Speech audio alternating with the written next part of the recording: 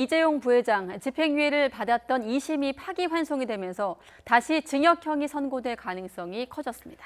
최근 실적 악화에 수출 규제 등 불확실성이 커진 상황에서 총수 부재 사태까지 대비해야 하는 삼성전자는 엎친 데 덮친 상황이 됐습니다. 홍선기 기자가 보도합니다.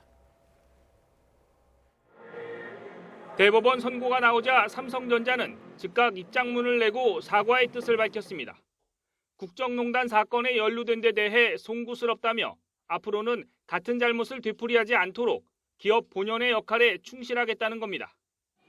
입장문은 짧고 원론적이었지만 대법원 판결문을 받아든 삼성전자는 충격에 빠진 모습입니다.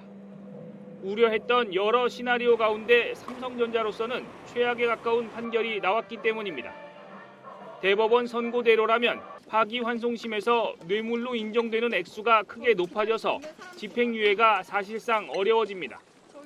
또다시 총수 공백 사태를 준비해야 할 가능성이 아주 높아진 겁니다. 특히 최근 반도체 경기 악화 등 실적 부진과 일본의 수출 규제 등으로 인한 불확실성이 커진 상황이어서 설상가상으로 받아들이는 모습입니다.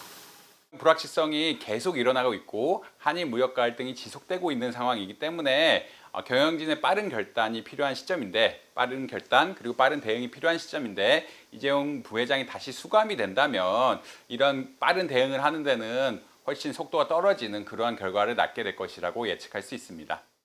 이재용 부회장은 일단 일본 수출 규제 이후 이어가고 있는 사업장 시찰 등 현장 경영을 이어갈 것으로 보입니다.